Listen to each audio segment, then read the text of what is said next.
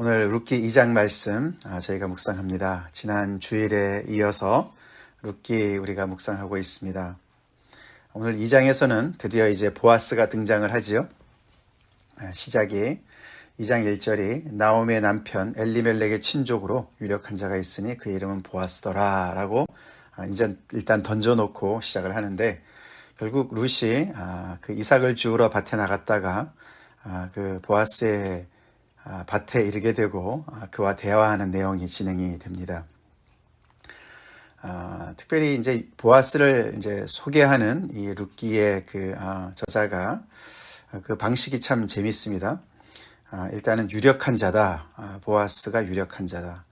유력하다는 말은 이제 명망도 있고 사람들한테 존경도 받고 지위도 있고 또 무엇보다도 재력이 있는 그런 뜻입니다.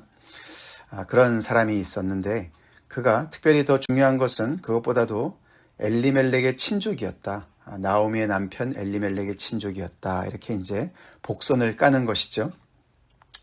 나오미가 이제 오랜만에 고국으로 돌아왔습니다. 우리가 어저께 말씀 여러분들도 묵상하셨겠지만 돌아왔더니 온 성읍이 소동을 했습니다. 와, 어떻게 나오미가 돌아왔구나. 그러나 그는 정말 옛날의 모습에 비해서 많이 상한 그런 모습이었고 참 알아보기가 힘들 정도로 그렇게 된 사람이었습니다. 그러니까 그 나오미가 나를 나오미라고 부르지 말아라. 나를 마라라고 부르라. 전능자가 나를 심히 괴롭게 하였다. 내가 여기를 떠날 때는 풍족하게 떠났지만 내가 다 비어서 돌아왔다. 남편도 잃고 두 자녀도 아들도 잃고 내가 이렇게 돌아왔다. 그래서 계속해서 여호와께서 나를 징벌하셨고 전능자가 나를 괴롭게 하셨기 때문에 나를 더 이상 나오미라고 부르지 말으라고 그렇게 얘기를 하지 않았습니까? 근데 그 어저께 1장 끝부분이 이렇게 끝났습니다. 나오미가 모압 지방에서 그의 며느리 모압 여인 룻과 함께 돌아왔는데 그들이 보리 추수 시작할 때에 베들레헴에 이르렀더라. 그들이 돌아온 시기가 또 보리를 추수하는 그런 시기, 바로 시작하는 시기였습니다. 그런 타이밍조차도 하나님께서 어떻게 인도하신 것 같죠? 그렇게 돌아왔는데 살던 고향에 돌아왔으니까 친족이 좀 있었겠죠. 그렇지만 오늘 이렇게 본문을 볼 때 나오미와 룻은 그 사람들을 먼저 찾아가지 않았습니다. 그렇죠? 거기서 어떻게 이제 살아갈 궁리를 하고 있었겠죠. 너무나 막막한 상황이었겠죠. 근데 그 룻이 먼저 이렇게 시어머니한테 살 궁리를 이제 이렇게 제안을 합니다. 이제 보리 추수가 시작이 됐으니까 제가 밭에 나가서 혹시라도 나한테 친절을 베푸는 사람이 있으면 내가 가서 좀 주워오겠습니다. 허락해 주세요. 그것이 이제 이스라엘 그런 하나님의 백성들에게 하나님께서 주신 그런 말씀 아닙니까? 너희가 추수할 때에 모퉁이 거는 좀 남겨둬라. 그리고 떨어지는 이상은 다 줍지 말아라. 그래서 거기에 가난한 자들 또 거류민들이 외국인들이 와서 정말 가난한 사람들이 있을 때 그 사람들이 줍게 해라 라고 하나님께서 말씀하셨어요. 레위기나 우리 신명기를 보면은 참 하나님의 그런 마음을 우리가 읽을 수가 있습니다. 그것이 얼마나 이제 지켜졌는지는 잘 모르지만 나오미가 이제 아마 룻에게 말을 한 것 같고 룻이 그것을 이제 얘기하는 것이죠. 혹시라도 내가 그러면은 누구한테 은혜를 입게 되면 가서 이삭을 좀 주워오겠습니다. 지금으로는 그것이 할 수 있는 최선의 일이었습니다. 나오미가 내 딸아 갈지어다. 내 딸아. 그렇게 이제 나오미도 이렇게 붙잡는 룻을 정말 그 은혜를 선대를 받기로 결정한 것 같고, 그리고 이제 그 사랑에 자기 자신도 이제 이렇게 반응하는 것 같지 않습니까? 이제 그가 며느리가 아니라 정말 딸과 같은 딸이죠. 그렇게 귀한 그런 딸이라고 이렇게 정말 애정을 표현합니다. 딸아 갈지어다. 그래서 보냅니다. 나오미는 왜 같이 안 갔는지 모르겠어요. 그렇죠? 너무 부끄러워서 안 간 건지 아니면 이미 그만큼 나이가 들어서 안 간 건지 이렇게 룻만 보냅니다. 자, 3절 룻이 가서 베는 자를 따라 밭에서 이삭을 줍는데 우연히 엘리멜렉의 친족 보아스에게 속한 밭에 이르렀더라. 여기 우연히가 나오죠. 우연히. 그 많은 정말 밭이 있었을 텐데 룻이 발길이 닿는 곳을 쫓아서 갔는데 그 밭이 우연히 보아스의 밭이었다는 거예요. 그렇죠? 자, 우연히만 나오기 시작합니다. 여러분들 그런 경험하신 적 있으시죠? 그렇죠? 우연히 만난 것 같은데 나중에 보니까 하나님께서 인도해 주신 어떤 발길이었던 것이 이렇게 될 때가 있습니다. 자, 그 다음 4절 거기서 끝나지 않죠. 그랬는데 마침 보아스가 베들레헴에서부터 와서 베는 자들에게 이르렀다. 이제 곡식을 이제 추수하는 때가 됐는데 주인인 보아스는 올 필요가 없었어요. 그렇죠? 그리고 그날 잠깐 왔다가 룻이 그냥 또 다음 날에는 다른 밭으로 갈 수 있었어요. 그렇죠? 근데 그날 마침 보아스가 그 추수하는 그 현장에 이렇게 나온 것이죠. 마침 보아스가 베들레헴에서부터 와서 그 땅에 이제 추수가 어떻게 되는가를 보고 있었어요. 이 우연이랑 마침이 둘이 겹친 것이죠. 성경은 이것을 우연이라고 얘기하지만 그 우연이라는 것은 다르게 번역을 하면은 섭리라고도 번역이 가능해요. 섭리. 그렇죠. 룻의 입장에서나 또 보아스의 입장에서는 우연이고 마침이지만 그것을 다 옆에서 다 진두지휘하시고 연출하시는 분이 계시는 거예요. 그렇죠? 하나님께서 그들의 발길을 인도하셨어요. 섭리죠. 섭리. 하나님의 섭리. 하나님께서 미리 보시고 하나님께서 쫙 어레인지 하시는 섭리. 우리 하나님의 섭리를 믿습니까? 하나님을 믿는 사람들은 하나님의 섭리를 믿어야 돼요. 겉으로 볼 때는 하나님께서 딱 앞에 전면에 나서셔서 일하시지 않는 것 같지만 모든 것들이 하나님의 허락지 아니하시면, 하나님께서 허락하지 아니하시면 이루어지지 않는다. 그리고 모든 것이 하나님께서 다 선을 하나님께서 이루신다. 하나님께서 내 인생 모든 것을 좋은 거 나쁜 거 힘든 거 다 하나님께서 주장하시고 인도하신다. 하나님의 선하신 뜻을 이루어 가신다. 그것이 섭리를 믿는 것이죠. 이들의 스토리에 그런 것이 보입니다. 자, 그래서 보아스가 이제 그 일하는 사람들한테 인사를 합니다. 여호와께서 너희와 함께 계시기를 원하노라. 그것이 그 당시에 그런 인사라 그래요. 참 좋은 인사 아닙니까? 그렇죠? 우리도 이런 인사하면 좋을 것 같아요. 그렇죠? 안녕하세요. 그것도 좋지만 하나님의 은혜가 함께하길 원합니다. 여호와께서 함께하시길 원합니다. 이걸 보면 이제 참 보아스가 참 친절한 사람인 것 같습니다. 그렇죠? 친절해요. 그 일하는 사람들한테 굉장히 이렇게 자기가 유력한 자니까 의시되고 거기다 목에 힘을 주고 말이죠.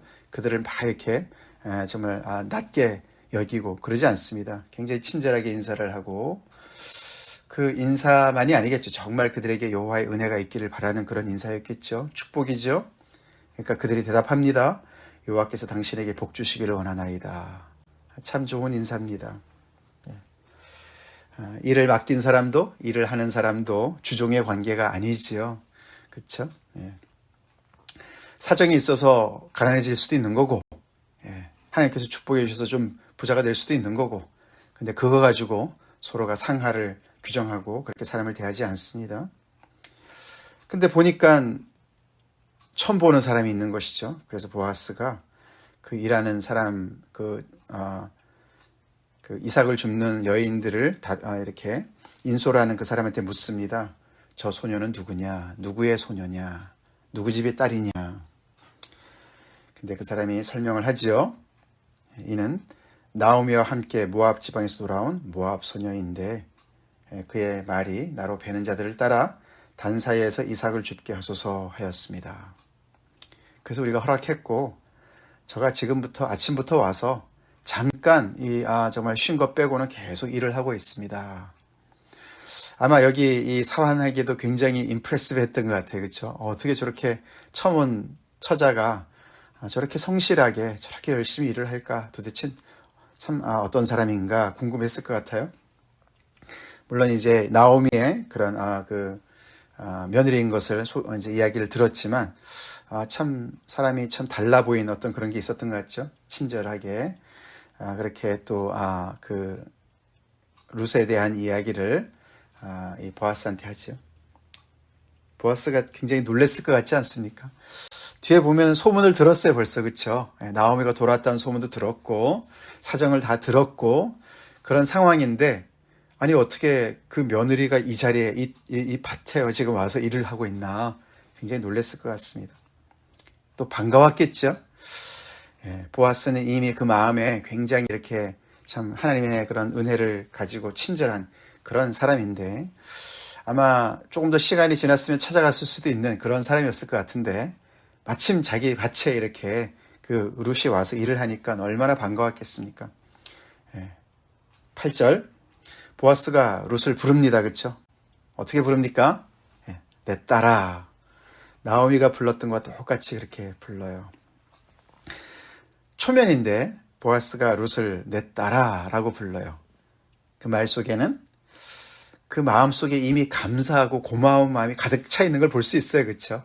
그래서 정말 자기가 할 수 있는 최상의 그런 친절한 말로, 따뜻한 말로 그 룻을 안심시키면서 자기 마음을 전달하는 그런 표현이죠. 플러스 우리가 그걸 볼 수 있으면, 그걸 보면 뭘 알 수 있습니까? 나이 차이가 굉장히 많은 걸 알 수 있어요. 그렇죠? 나이가 비슷한데 내 딸아 그렇게 못할 것 같아요. 그죠? 그러니까 이미 한 세대 정도 차이가 나는 나이 차가 많은 것을 이렇게 나타내고 있음을 알 수가 있습니다. 내 딸아 들으라. 다른 밭에 가지 말고 너 여기 와서 이삭을 주어. 걱정하지 마. 이 사람들하고 같이 지내. 그리고 내가 저 소년들한테 너를 절대로 괴롭히지 말라고 내가 이미 당부했어. 그리고 더울 때, 너가 목마를 때 저 소년들이 길러온 물을 가서 마셔. 내가 다 허락했으니까 그렇게 해라고 이야기를 하는 거예요. 룻의 입장을 우리가 생각해 볼 때 얼마나 놀랬겠습니까? 그죠? 거기서 이렇게 정말 겨우 허락을 맡아서 열심히 지금 거기서 밭에서 지금 이삭을 줍고 있고, 정말 하나님의 은혜로 이렇게 친절한 사람들 만나서 너무 감사하다. 내가 이렇게 정말 이런 기회를 얻어서 내가 이삭을 주니까 오늘은 우리가 굶지 않겠구나. 시어머니가 얼마나 좋아하실까. 너무 정말 신이 나고 감사해서 열심히 일하고 있는데 주인이 갑자기 나타나서 말이죠. 쫄았을 것 같아요. 그렇죠? 이게 또 괜히 주인은 또 다른 말 하는 거 아니야? 이랬는데 그 딸이 자기한테 그 주인이 자기한테 내 딸아 그렇게 얘기를 하고, 이렇게 정말 배려를 해서 정말로 다른 데 가지 말고 여기 와서 일을 하고, 내가 다 이렇게 주선해 놨으니까 너는 걱정하지 말고. 못된 사람들도 있었겠죠. 그렇죠? 특별히 이렇게 이방 여인한테 또 정말 알지 못하는 그런 사람한테 텃세를 부리고, 또 정말 그런 거 있지 않습니까? 주인은 오히려 관대한데 바로 그 밑에 있는 그 정말 이런 사환이나 이런 사람들이 더 아주 못되게 굴 때가 많이 있어요. 그렇죠? 자기들이 조금 그 가지고 있는 권력 가지고 말이죠. 그 밑에 있는 사람들을 아주 심하게 부리고 말이죠.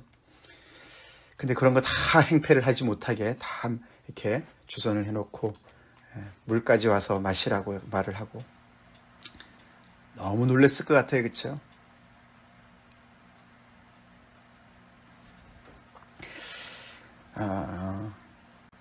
보아스에게 있어서는 사실 그렇게 큰 희생은 아니었고 그렇게 큰 친절은 아니었던 것 같아요. 그렇죠? 자기가 하고 싶은 것을 얼마나 많이 있었겠습니까? 근데 그 중에 조금만 이렇게 배려를 해줬는데 그것이 룻의 입장에서는 어마어마한 큰 친절이었습니다. 그렇죠? 어마어마한 격려고 정말 소망이고 힘이 얼마나 됐겠습니까? 나오미를 불쌍히 여기고 긍휼히 여겨서 자기 인생 다 정말 버리고 포기하고 그 시어머니를 복양하려고 그렇게 적막한 인생을 같이 어떻게 헤쳐나가야 되나 정말 너무너무 막막했을 텐데, 그래도 힘을 가지고 정말 소망을 가지고 이렇게 나왔는데 어떻게 이런 사람을 만나서 이렇게 친절을 받을까. 너무너무 감사했을 것 같지 않습니까? 우리의 조그만 친절이 큰 그 사람에게는, 상대방에는 큰 힘이 되는 때가 있습니다. 우리 잊지 맙시다. 나한테는 별거 아닌 것 같은데 그것이 그 사람한테는 그날 정말 엄청난 힘을 주고 다시 포기하려고 했던 인생을 다시 시작할 수 있게 하는 그런 엄청난 그런 선물이 된다는 것을 우리 꼭 기억합시다. 그러니까 10절에 룻이 이렇게 얘기합니다. 엎드립니다. 그죠? 왜 안 엎드리겠어요? 그죠? 얼마나 고맙겠습니까? 엎드려 얼굴을 땅에 대고 절하며 그에게 이르되, 너무너무 자기 자신을 이렇게 선대하는 그 사람이 너무 고마운 거죠. 그렇죠? 그러니까 존경심이 우러나는 것이죠. 그래서 엎드려 절을 하고 이런 이야기합니다. 나는 이방 여인이거늘 당신이 어찌하여 내게 은혜를 베푸시며 나를 돌보시나이까. 이해가 안 됩니다. 그렇죠? 정말 보통 사람들이 베풀 수 없는 그런 은혜를 제가 입습니다. 그렇죠. 여기 오늘도 여기 매일 성경 거기에 주석에 보면은 은혜는 늘 낯설다 이런 표현을 써요. 그렇죠. 낯섭니다. 그만큼 죄인들이 서로가 대하는 게 비슷비슷합니다. 그렇죠. 비슷비슷해요. 그래서 늘 익숙합니다. 근데 그것을 넘어서는 거예요. 예, 이런 친절은 넘어서죠. 보통 사람들이 하는 거, 이 주인이 이 정도 친절을 베풀 이유가 없죠. 근데 너무 낯선 거죠. 특별히 이방 땅의 출신의 여인 이 루룻에게는 너무 낯선 모습인 것이죠. 그래서 저에게 이렇게 어찌하여 은혜를 베푸십니까? 이게 은혜라는 단어가 2번 나와요. 근데 이 단어는 헤세드는 아니에요. 비슷한 종류의 단어인데 헤세드는 아닙니다만 같은 친절을 얘기합니다. 그러니까 보아스가 대답을 합니다. 내 남편이 죽은 후로 내가 시어머니에게 행한 모든 것과 내 부모와 고국을 떠나 전에 알지 못하던 백성에게로 온 일이 내게 분명히 알려졌느니라. 자기의 이야기를 아는 거예요. 거기서 얼마나 더 놀랬겠습니까? 그렇죠? 자기는 자기가 행한 일은 시어머니와 자기 사이에 그런 은밀한 이야기였어요. 그죠? 그렇죠? 자기의 그런 모든 헌신과 사랑은 그냥 시어머니를 위해서만 드린 거예요. 그렇죠? 남이 알아달라고 한 거 아닙니다. 지난 주일의 메시지처럼. 그런데 어떻게 이 사람이 이걸 알 수 있지? 그렇죠? 룻이 정말 갈등을 안 했겠습니까? 자기는 내가 이 시어머니를 따르면은, 내가 이 시어머니를 정말 내가 정말 계속해서 내가 섬기게 되면 내 인생이 어떻게 될까 생각 안 했겠습니까? 고민이 됐겠죠. 어느 정도 고민이 됐을 것 같아요. 그렇죠? 자기 앞길이 보였겠죠. 그렇지만 시어머니를 사랑하는 그 사랑이 더 컸기 때문에 그 길을 갔는데 정말 감사하러 갔겠죠. 그런데 이렇게 자기가 드린 그 마음을 알아주는 이 전혀 낯선 사람을 만난 거예요. 근데 그 사람이 이렇게 유력한 자고 그 밭의 주인인 거지 않습니까? 근데 그 사람이 이렇게 친절을 또 베푼 사람이라 해서 너무너무 고마워했는데 그 사람이 내 그런 모든 걸 다 알고 있는 거예요. 그렇죠? 와, 룻이 정말 점점 더 정말 엄청나게 놀랬을 것 같습니다. 하나님의 은혜는 이렇게 우리를 놀랍게 하죠? 모르시는 것 같아도 다 알고 계시죠? 보아스가 아는데요. 그 베들레헴 사람들이 아는데 하나님이 모르시겠습니까? 우리의 조그만 헌신, 그 헌신 하나님이 다 알고 계세요. 잊지 않으세요? 갚으세요. 하나님께서 갚으시는 분이세요. 그렇게 얘기하니까 그리고 거기서 끝나지 않죠. 그가 그렇게 아는 것 정도로 얘기를 하고 끝나지 않고 12절에 여호와께서 내가 행한 일에 보답하시기를 원하며, 보아스가 그를 축복합니다. 나도 너무 고맙고 너가 그렇게 행한 일 너무너무 내가 고마운데 하나님께서 너에게 축복하시길 내가 원해. 그렇게 하는 거예요.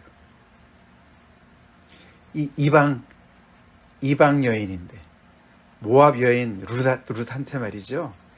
우리 하나님께서, 이 땅의 하나님께서, 우리가 섬기는 그 여호와께서 너가 그 행한 일에 보답하기를 내가 원한다. 이스라엘의 하나님 여호와께서 그의 날개 아래 보호를 받으러 온 내게 온전한 상 주시기를 원한다. 너 두려워하지 마. 너가 이 땅에 온 것은 나오미를 섬기기 위해서 왔지만 너는 우리가 섬기는 그 하나님의 날개 보호 아래, 그 아래 너가 숨으로 피해서 온 사람이야. 그 하나님께서 너를 지키실 거야. 너를 보호하시고 너를 지키시고 너에게 온전한 상을 주실 거야. 그렇게 되길 내가 기도한다. 라고 축복하는 거예요. 너무너무 아름답지 않습니까? 그렇죠? 룻이 이렇게 선대를, 자기가 베풀 수 있는 최상의 선대를 정말 보잘것없이 되어버린 정말 시어머니 룻에게, 나오미에게 그렇게 베푸는 것을 하나님께서 이렇게 갚아주시는 거니까 이미, 그쵸? 이렇게 갚아주세요. 이렇게 사람들의 친절로, 특별히 이 보아스의 친절로, 그의 정말 축복하는 그런 말들로 정말 뭐 한 달을 밥을 안 먹어도 배가 부를 정도로 그렇게 어마어마한 정말 그쵸? 그런 친절을 받고 있습니다. 그러니까 룻이 대답합니다. 내 주여, 그냥 그 주인님이란 얘기죠. 높이는 말이죠. 내가 당신께 은혜 입기를 원하나이다. 나는 당신의 하녀 중에 하나와도 같지 못하오나 내가 이렇게 정말 비천한 사람인데 당신이 이 하녀를 위로하시고 나를 위로하셨습니다. 마음이 기쁘게 하는 말씀 해주셨습니다. 너무너무 고맙습니다. 총명해요. 그렇죠? 룻이 또 총명합니다. 그렇게 정말 너무너무 감사해서 겸손한 자세에서 감사를 표현하는 그런 말을 합니다. 너무너무 놀랐을 것 같아요. 참 마음이 훈훈해집니다. 그렇죠? 정말 세상은 각박합니다. 세상 각박해요. 그렇죠? 이런 사람들 만나기 힘듭니다. 보아스 같은 사람 만나기 힘들고, 그의 종들도 보아스를 닮은 것 같지 않습니까? 그렇죠? 그 종들도 참 친절했어요. 그렇죠? 그런 이야기, 너는 도대체 누구냐? 여기 와서 왜 일을 하려고 그러느냐? 그랬을 때, 얘기를 들었을 때, 너는 모압 여인인데 감히 여기를 어떻게 와? 그러고 정말 그를 내칠 수도 있었는데, 그래도 여전히 세상은 이런 친절한 사람들이 있습니다. 근데 그냥 친절한 사람들 말고 하나님이 예비하신 사람들이 있습니다. 아멘? 네, 그렇습니다. 너무 디스커리지 되지 마십시오. 우리 그렇게 마십시다. 세상 사람들은 약삭 빠르고 자기 살기 다 급하고 정말 이용하는 사람들로 가득 차 있지만, 그래서 늘 경계해야 될 것 같고 늘 긴장해야 될 것 같고 너무 각박해서 어떻게 내가 살아가나 너무 정말 괴로운 그런 마음들, 두려운 마음들이 있지만 걱정하지 맙시다. 하나님이 예비하신 이런 사람들이 있고, 무엇보다도 하나님이 계십니다. 하나님이 계세요.